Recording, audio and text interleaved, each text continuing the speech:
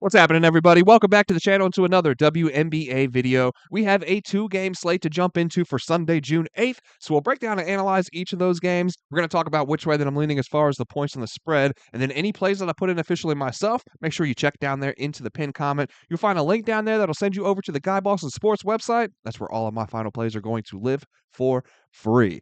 But before we dive into those games, let's go ahead and jump back to Friday, what we took and how that ended up going down. Man, we had a good day. We went 3-0 on the day, a nice little mini sweep. That puts us at 8-2 for the week, a nice little run here in the WNBA. The Dream and the Sun took a total over 157, and that cashed. We also took the Sparks and the Wings total, an alternate over 169.5, and that cashed. Both those totals were a little bit sweaty, but we do ultimately end up cashing. This next one, though, was not a sweat whatsoever. Marina Mabry goes off, man. 34 points. We took her in the first quarter, over 3.5 points, and she cashed that one with ease.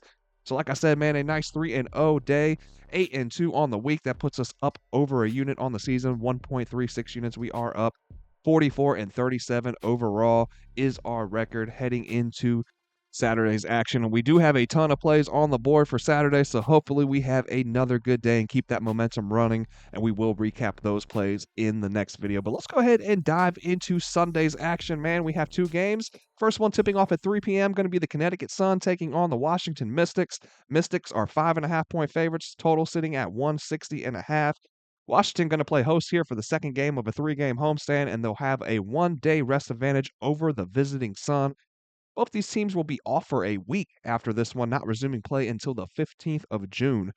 The Sun are going to come in at 2-6 straight up, 3-5 against the spread, and off of a very impressive win over the Dream in that game that Marina went off, right? And look, they held control for much of the game, and we saw her have her best game of the year, man. She really had her fingerprints all over that one. Like I said, dropping a season high 34 points.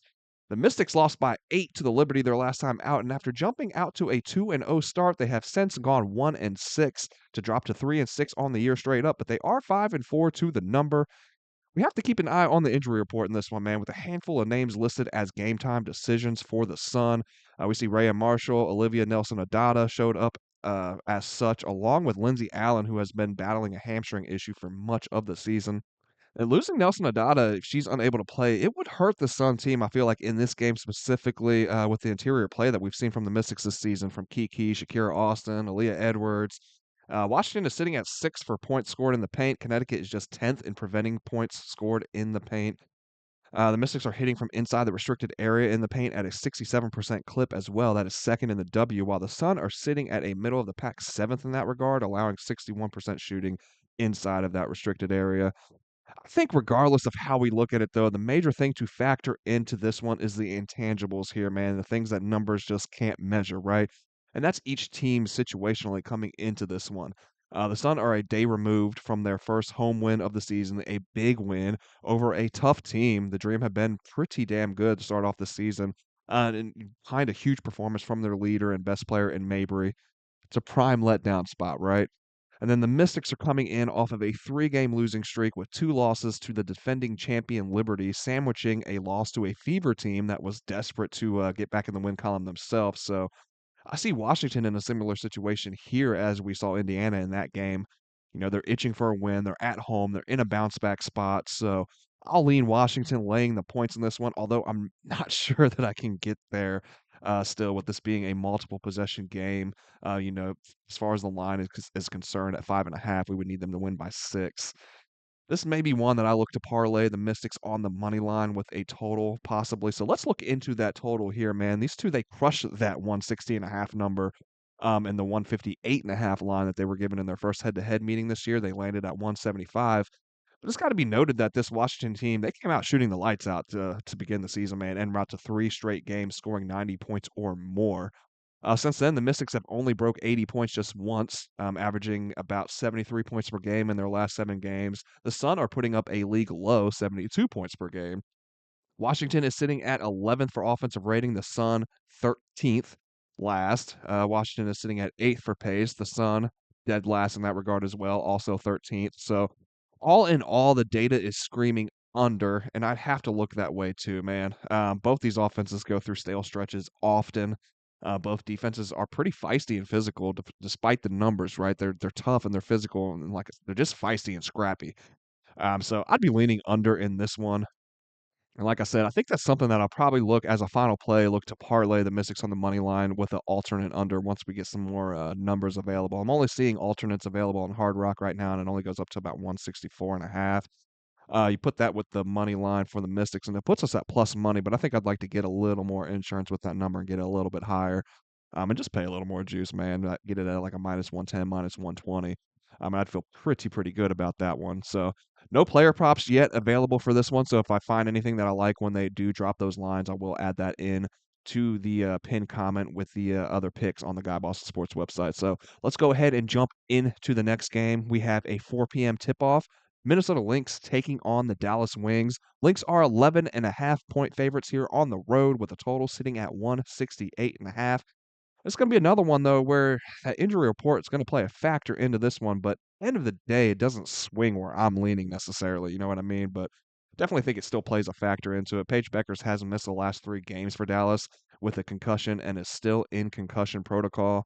Ty Harris remains a game time decision for the Wings here as well with a knee injury. She has missed multiple games coming into this one.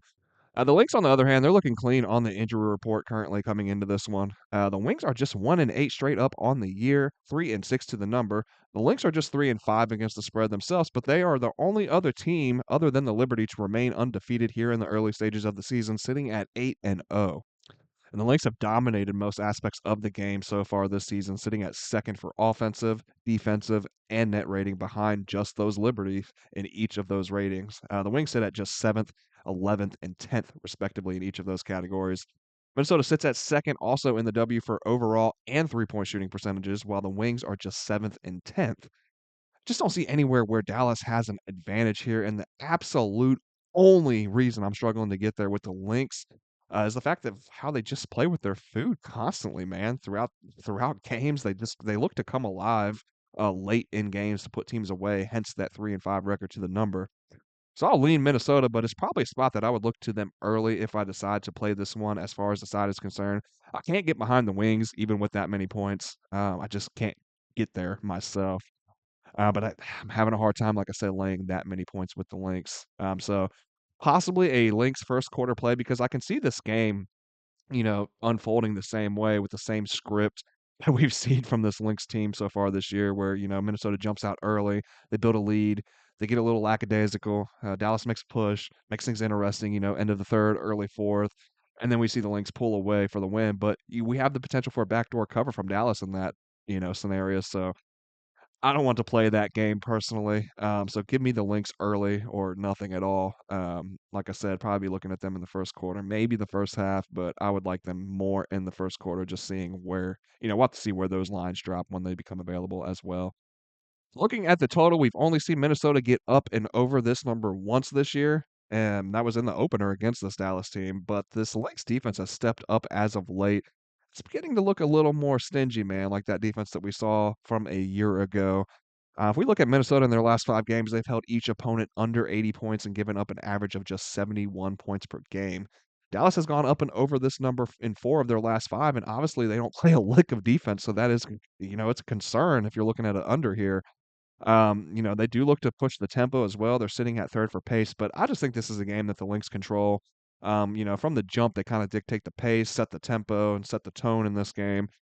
Um, so yeah, man, the Lynx play at the second slowest pace in the W as well. Give me an under here. I'd be looking at an under here in this one.